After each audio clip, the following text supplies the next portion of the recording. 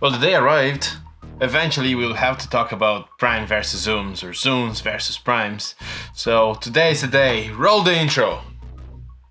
We don't have an intro yet, but it's coming. With all this footage from Scotland, it's coming. Promise you, it's coming. Since we don't have an intro for the channel yet, let's dive right into prime versus zooms lens fight.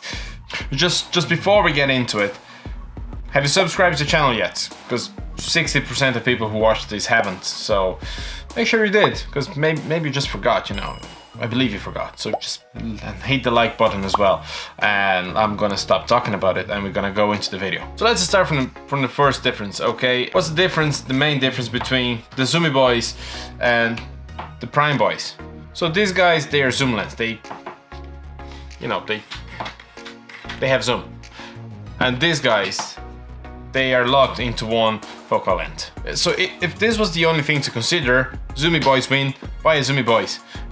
Since this is not the only thing to consider, let's talk about both, the goods and bads. I think I'm gonna start with the primes, just because I want to. So the main thing about prime lenses is that they allow you to have a bigger aperture. This means you're gonna have a shallower depth of field, also known as bokeh or bokeh. I'm gonna go with bokeh, which means you're gonna have a bigger bokeh. You're gonna have more of the objects on the background are gonna be more blurred out. Gonna give a little bit more of a cinematic kind of view to your videos or photos. Also, the fact that the aperture of the lens is wider will allow more light to go into the sensor, which will give a better performance under low light. Which, well, I'm gonna leave the link for my aperture video. Which way it goes now? I think it's here. I'm gonna leave the link for the aperture video. Prime lenses, they have a wider aperture. For example, this guy here, its aperture, it goes up to 1.4, like the real professional lenses, the really expensive ones, they might go down to 1.2, which will allow a lot more light to come in than this guy here, for example, that is a 2.8. So when you put the two lenses side by side, there's a big difference there. The next point is sharpness. Prime lenses are generally sharper. So I'm not quite sure why it is sharper. It's something for me to research actually. But it could be the fact that you have less moving objects inside the lens, or it could just be the fact that you have a faster shutter speed because you have more light coming in through the sensor for the aperture. Or maybe it's just an impression that we have because the main object is dead sharp and the rest is very much blurred out.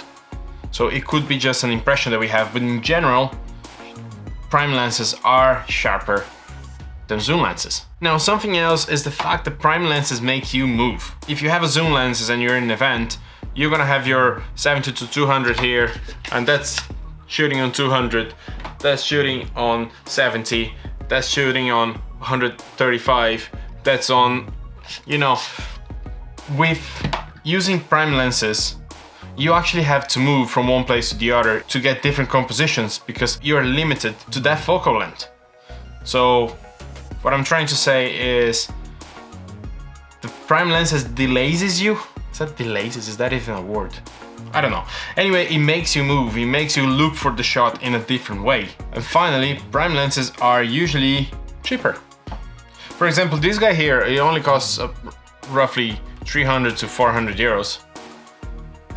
When a similar lens, which would be a 24 to 70, will cost from 1,000 to 2,000 euros depending on its model. And that's only going down to 2.8 when this guy is actually doing 1.4. So yeah, there's a big difference in the price.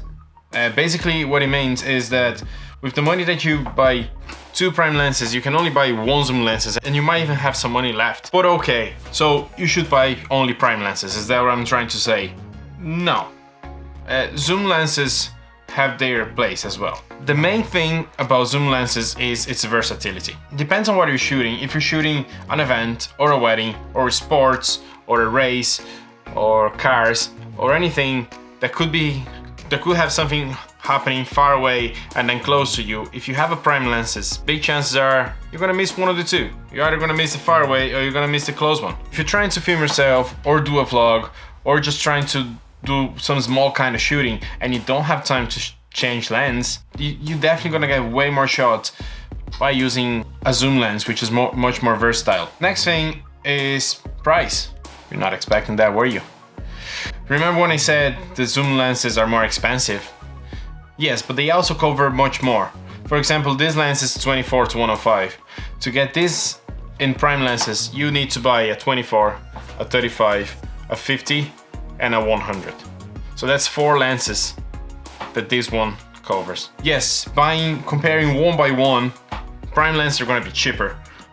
But the fact that this covers so much more, it becomes cheaper in a certain way. The almost last point is range. I think that the longest you can go, the more telephoto that you can go with prime lenses is 135. I know Sigma has one, and I know that Canon just released one. I don't know if there's anything more than that for normal humans, because I know there's like gigantic ones that are prime, but you know, they cost like an apartment. But then with zoom lens, you can get 70 to 200, you can get 100 to 400, and you can get 150 to 600 without having to sell your house to buy a piece of glass. The zoom lenses will also bring you longer.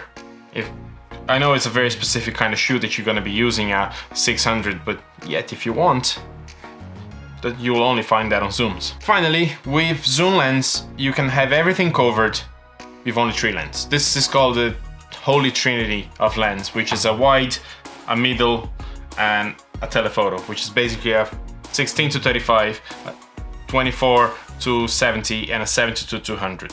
But this is something for another moment. You can cover all this focal length with just 3 lenses. Now, I know I told you I was gonna try to help you out to figure out what kind of lens you should buy.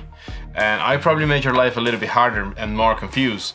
And I'm sorry for that. Here's the thing, there's no right or wrong answer. There are different scenarios. For example, if you're new to photography, you don't know what you wanna shoot. I wanna shoot portraits, and I wanna shoot food, and I wanna shoot architecture, and I wanna travel, and this, and that. Well, I would say a zoom lens is probably gonna help you out more. I would just get rid of the 18 to 55 that comes with the camera, because you know that's not great. Try to find something like this, 24 to 105.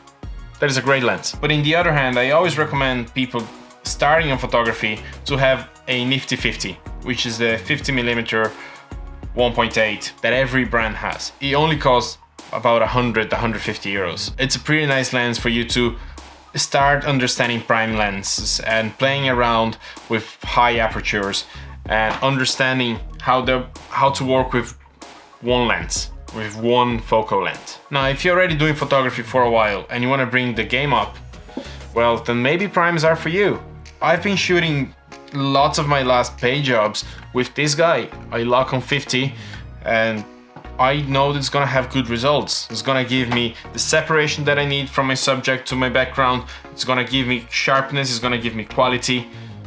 It is a great lens. As I said, there's no right, there's no wrong answer. The only actual wrong answer is to spend a lot of money in lenses not using them and leave them taking dust and waiting for them to get mold inside. This is literally the only wrong answer. The right answer is to find a lens that will solve the need that you have. For your photography to improve, the only way is getting your camera, getting your lens, and going out there and shooting and practicing and trying to make every day a little bit better than you made yesterday. So if this video was helpful to you, I hope that I start the confusion and I finish the confusion, and I hope that if you're looking to buy a new lens and you don't know exactly where to go, this video helped you to find a little bit of an answer.